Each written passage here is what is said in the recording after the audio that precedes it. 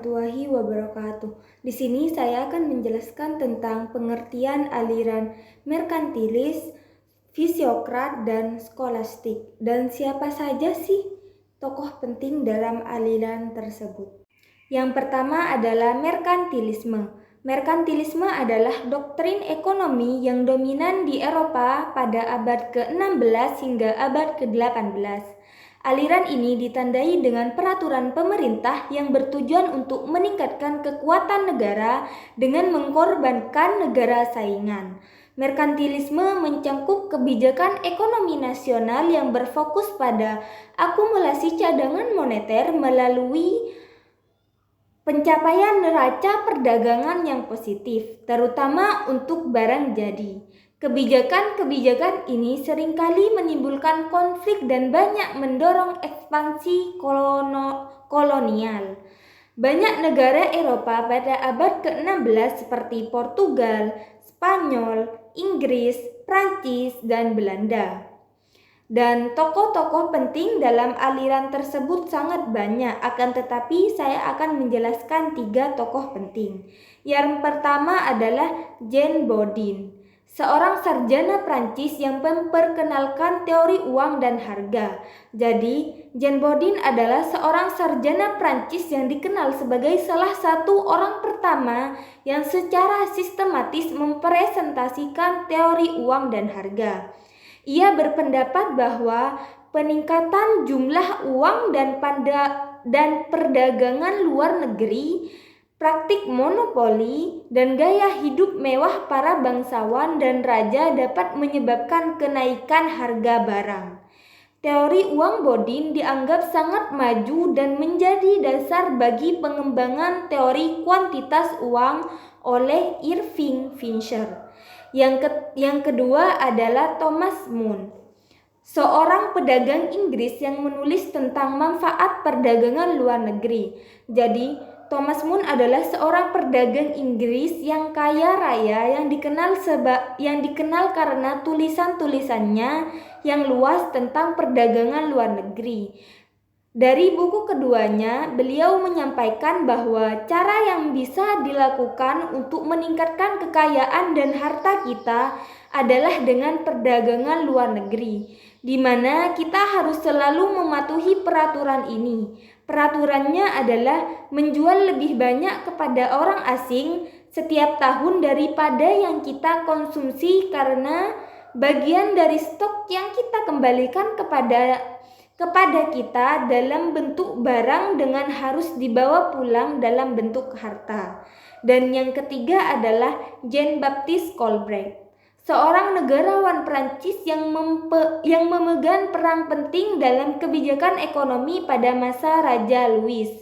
Jadi, Jean-Baptiste Colbert bukanlah seorang ekonom, melainkan seorang negarawan senior Prancis yang menjabat sebagai Menteri Utama Urusan Ekonomi dan Keuangan di bawah Raja Louis.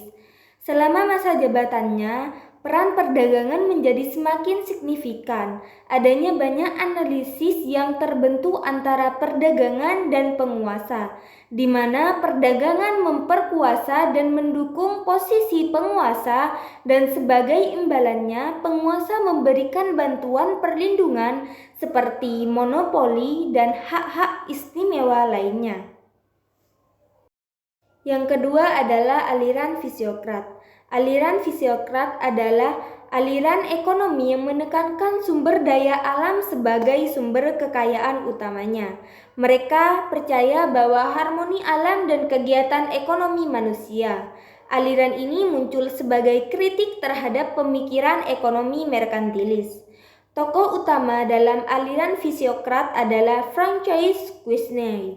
Beliau adalah seorang ekonom dan dokter Prancis yang dikenal sebagai pemimpin intelektual dalam aliran fisiokrat.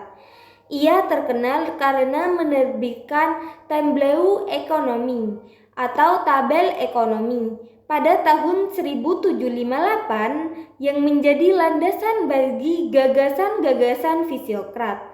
Selain itu, Quesnay juga menjabat sebagai dokter konsultan bagi Raja Louis di Versailles dengan dengan kontribusi-kontribusinya dalam ekonomi dan keahlian medisnya, Quesnay menjadi salah satu tokoh penting dalam sejarah ekonomi politik Prancis pada abad ke-18. Nah, yang terakhir adalah aliran skolastik. Aliran skolastik merupakan pendekatan filosofi dan religius pada abad pertengahan yang menggabungkan akal budi manusia dengan iman Kristen.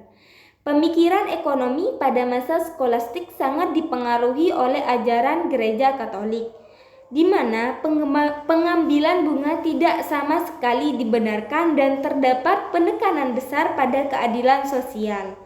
Tokoh penting dalam aliran skolastik pastinya sangat banyak, akan tetapi di sini saya akan menjelaskan dua tokoh saja.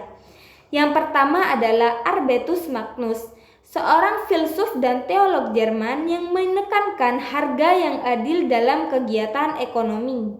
Jadi, Albertus Magnus adalah seorang filsuf dan teolog agama dari Jerman.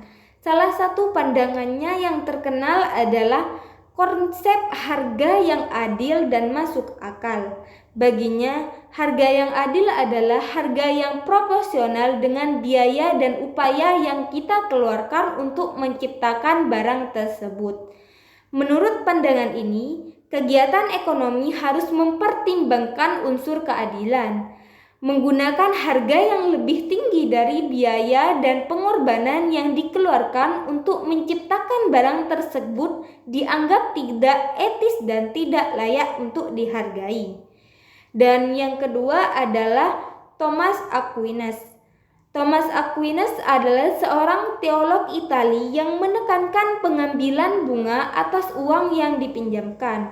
Jadi, Thomas Aquinas seorang teolog dan filsuf Italia yang sangat dipengaruhi oleh ajaran Aristoteles dan ajaran Injil.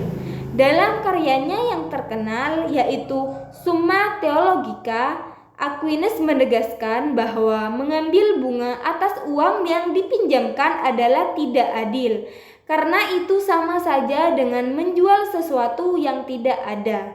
Aquinas mengutuk keras praktik pengambilan bunga dan menganggapnya sebagai riba. Baik, selanjutnya saya akan menjelaskan mengenai perbedaan persamaan dari aliran fisiokrat dengan aliran sebelum dan sesudahnya, yaitu merkantilisme dan skolastik. Yang pertama yaitu perbedaan. Dari tabel perbandingan di sini dapat disimpulkan bahwa aliran fisiokrat itu percaya bahwa pertanian adalah sektor yang paling penting karena menghasilkan surplus yang dapat digunakan untuk mendukung kegiatan ekonomi lainnya. Aliran fisiokrat menolak campur tangan pemerintah dalam ekonomi dan mendukung kebijakan laissez-faire. Misalnya, pada masa itu para fisiokrat menekankan pentingnya investasi dalam pertanian untuk meningkatkan produksi pangan. Yang kedua yaitu aliran merkantilisme. Mereka percaya bahwa kekayaan suatu negara itu diukur dari jumlah logam mulia yang dimilikinya. Mereka mendukung kebijakan perdagangan yang melindungi industri dalam negeri dan mendorong ekspor untuk mengumpulkan lebih banyak emas dan perak. Dan yang terakhir yaitu aliran sesudah fisiokrat, yaitu aliran skolastik. Aliran skolastik mereka menekankan pentingnya keadilan dan keseimbangan dalam distribusi kekayaan. Aliran skolastik ini percaya bahwa ekonomi harus diatur oleh prinsip-prinsip moral dan agama, seperti memberikan perhatian pada kesejahteraan masyarakat secara keseluruhan. Selanjutnya yang kedua yaitu persamaan dari aliran fisiokrat dengan aliran sebelum dan sesudahnya, yaitu merkantilisme dan skolastik. Dari tabel perbandingan berikut dapat disimpulkan bahwa fisiokrat itu berfokus pada produksi pertanian sebagai sumber utama kekayaan dalam pertumbuhan ekonomi. Fisiokrat percaya bahwa pemerintah itu harus membatasi campur tangannya dalam ekonomi dan fokus pada kebijakan yang mendukung pertanian. Kemudian pada aliran merkantilisme itu berfokus pada perdagangan dan akumulasi logam mulia sebagai sumber utama kekayaan nasional. Mereka percaya bahwa pemerintah harus memainkan peran aktif dalam mengatur perdagangan dan ekonomi untuk meningkatkan kekayaan sebuah negara. Dan yang terakhir yaitu aliran skolastik berfokus pada keadilan sosial dan moral dalam ekonomi. Mereka percaya bahwa pemerintah itu memiliki peran penting dalam mengatur ekonomi dan memastikan keadilan bagi semua orang. Baik, di sini saya akan menjelaskan tentang perbedaan filosofi di antara tiga pemikiran aliran ekonomi. Yang pertama ada merkantilisme, fisiokrat, dan skolastik. Berikut adalah tabel-tabel, dan di sini ada beberapa aspek. Yang pertama adalah masa berkembang. Masa berkembang pada merkantilisme ada pada abad ke-16 hingga 18, dan fisiokrat berada di abad ke-18, dan skolastik itu dimulai dari abad ke-13 hingga ke-18. Dan pusat pengembangan merkantilis dan skolastik itu sama, yaitu Eropa Barat, dan fisiokrat itu adalah Prancis. Dan sumber kekayaan merkantilis itu berfokus pada logam mulia, emas atau perak, dan menekankan akumulasi logam mulia sebagai sumber kekayaan negara. Sedangkan fisiokrat itu berfokus pada pertanian, dan aliran fisiokrat itu percaya bahwa kekayaan utama adalah pertanian. Dan yang terakhir itu sumber kekayaan dari skolastik, perdagangan dan nilai tukar. Itu adalah menggabungkan teknologi atau teologi dengan filsafat untuk menganalisis ekonomi tersebut. Dan selanjutnya adalah peran pemerintah. Peran pemerintah yang pertama itu adalah merkantilisme, berfokus pada atau aktif dalam mengatur ekonomi melalui regulasi, proteksionisme, dan merkantilisme kolonial. Sedangkan fisiokrat adalah pasif, laissez-faire, dan fokus pada sistem pajak yang adil, mendukung laissez-faire, di mana pemerintah tidak boleh terlalu ikut campur menangani dalam ekonomi. Dan yang terakhir adalah moderat, mendukung, menekankan moralitas dan keadilan dalam perdagangan. Itu maksudnya mendukung regulasi antara harga dan upah untuk melindungi konsumen dan pekerja. Dan yang terakhir adalah kebijakan ekonomi. Untuk merkantilisme itu proteksionisme, akumulasi logam mulia, merkantilisme kolonial. Itu yang dimaksud adalah menganut merkantilisme kolonial, di mana kolonial dieksploitasi untuk mendapatkan sumber daya alam dan pasar bagi produk manufaktur negara tersebut. Dan sedangkan fisiokrat itu bebas, perdagangan, laissez-faire, pajak tunggal pada tanah. Itu maksudnya menunjukkan pajak tunggal pada tanah untuk menjembatani kebutuhan pemerintah. Dan yang terakhir itu ada kebijakan ekonomi skolastik, perdagangan adil, regulasi harga dan upah, penekanan pada moralitas. Itu yang dimaksud adalah mendukung regulasi upah untuk melindungi konsumen. Dan yang terakhir itu adalah tokoh terkenal dari merkantilisme itu adalah Thomas More, Jean-Baptiste Colbert. Terus yang fisiokrat adalah Franciscus Ney, Robert Turgot. Dan yang terakhir adalah tokoh terkenal dari Thomas Aquinas, Nicolaus Copernicus. Jadi, di sini saya akan menjelaskan nilai ekonomi yang diharapkan dari pemikiran merkantilisme, fisiokrat, dan skolastik. Yang pertama, nilai ekonomi yang diharapkan dalam aliran merkantilisme yang dominan di Eropa pada abad ke-16 hingga 18 menekankan akumulasi kekayaan negara melalui perdagangan luar negeri. Berikut beberapa nilai ekonomi yang diharapkan dalam merkantilisme. Nah, di sini ada 4 poin. Yang pertama, neraca perdagangan positif, proteksionisme, intervensi pemerintah, dan nasionalisme. Yang pertama, neraca perdagangan positif. Merkantilisme percaya bahwa negara harus mengekspor lebih banyak dibanding mengimpor. Surplus perdagangan ini menghasilkan influx emas dan perak yang dianggap sebagai sumber kekayaan utama. Yang kedua, proteksionisme. Untuk mencapai neraca perdagangan positif, merkantilisme menganjurkan proteksionisme. Hal ini termasuk tarif, kuota, dan larangan impor untuk melindungi industri dalam negeri dari persaingan asing. Monopoli perdagangan dan kolonialisme juga digunakan untuk mengamankan sumber. Yang ketiga, intervensi pemerintah. Peran pemerintah dalam merkantilisme sangat aktif. Pemerintah mengatur perdagangan, mendirikan industri, dan mencetak uang. Kebijakan ini bertujuan untuk memaksimalkan kekayaan dan kekuatan negara. Yang keempat, nasionalisme ekonomi. Merkantilisme memiliki pandangan nasionalisme yang kuat. Kekayaan dan kekuasaan negara diutamakan di atas kepentingan individu. Nah, dari beberapa poin yang sudah saya jelaskan, kita bisa simpulkan nilai ekonomi yang diharapkan dalam merkantilisme berfokus pada 1. Peningkatan ekspor dan penurunan impor. 2. Akumulasi emas dan perak. 3. Pengembangan industri dalam negeri.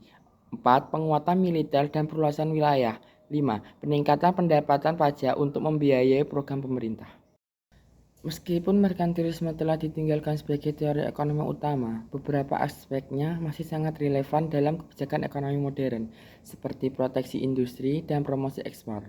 Namun, penting untuk diingat bahwa merkantilisme juga memiliki dampak negatif, seperti perang dagang dan kolonialisme.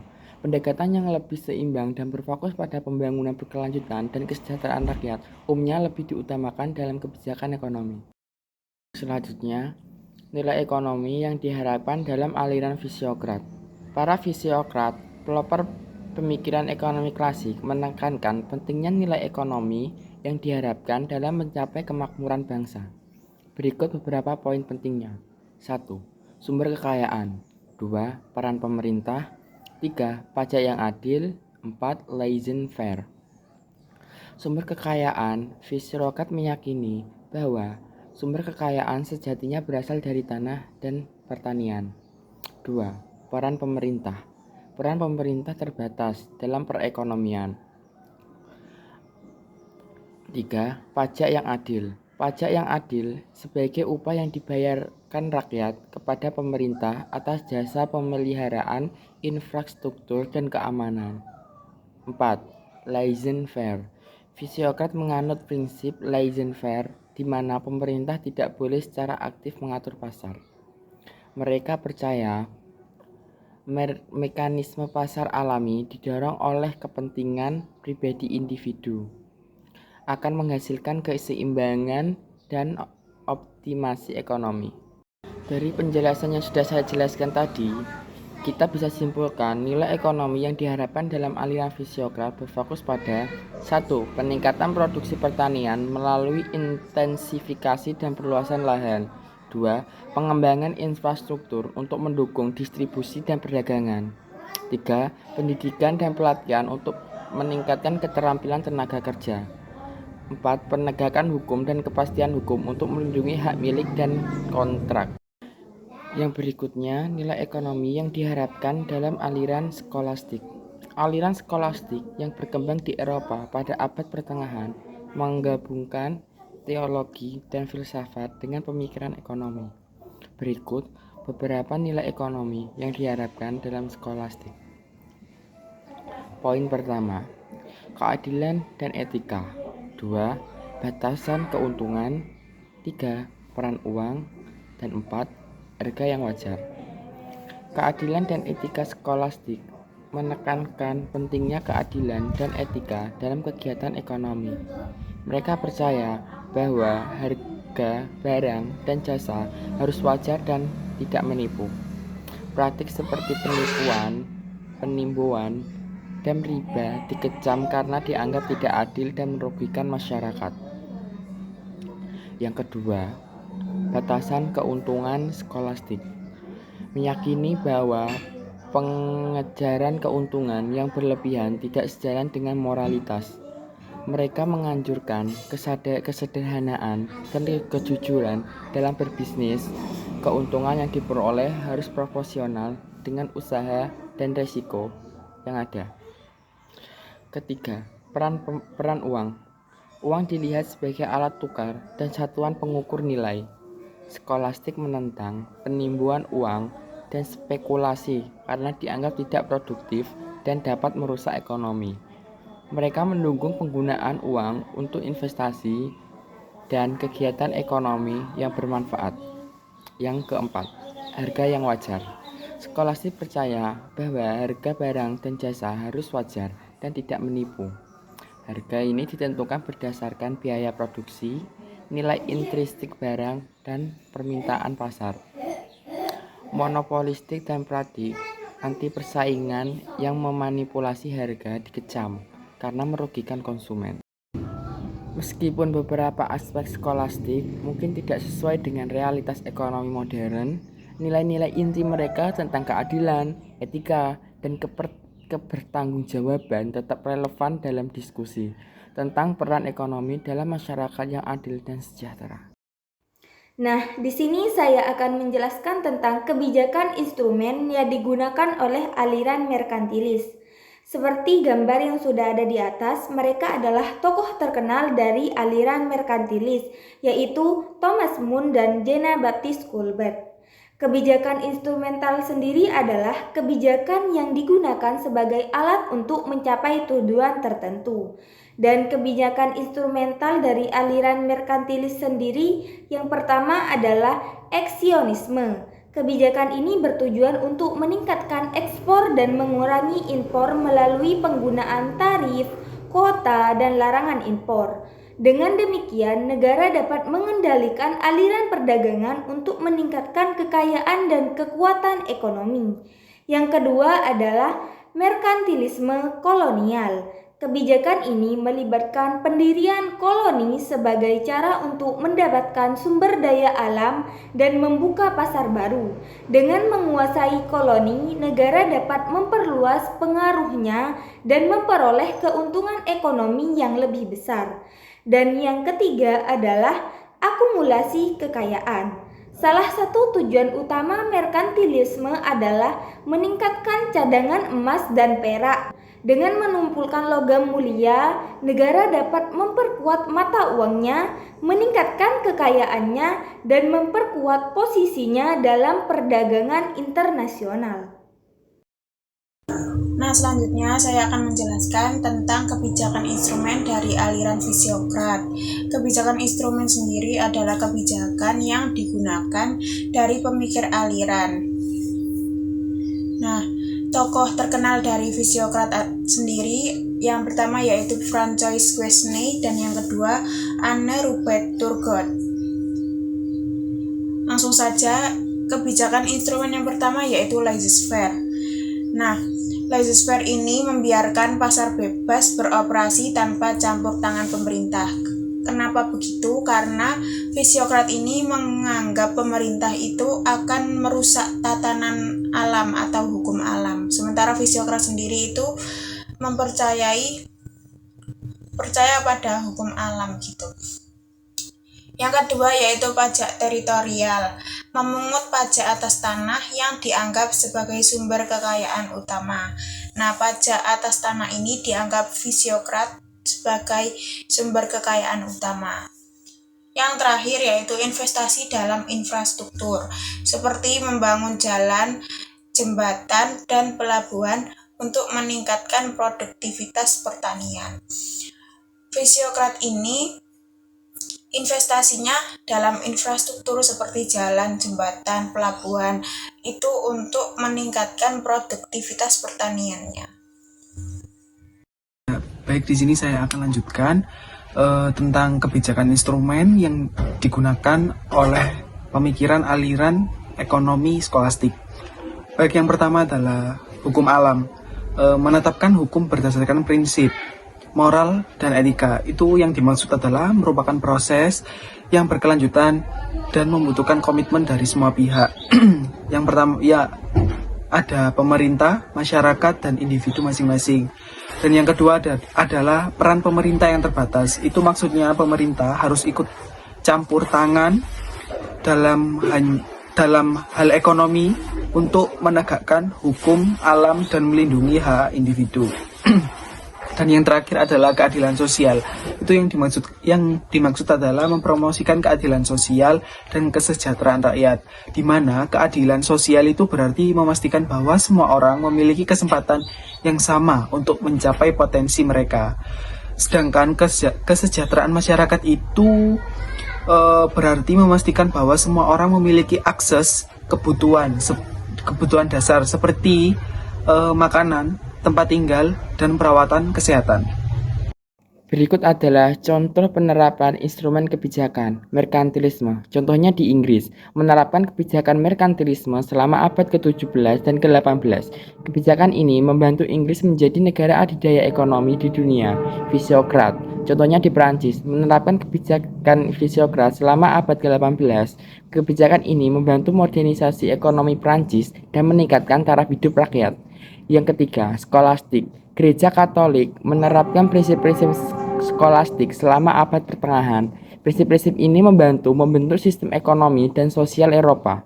Perlu dicatat bahwa ini hanya beberapa contoh dari instrumen kebijakan yang digunakan oleh aliran merkantilisme, fisiokrat, dan skolastik. Instrumen kebijakan yang spesifik dapat bervariasi tergantung pada konteks waktu dan tempat.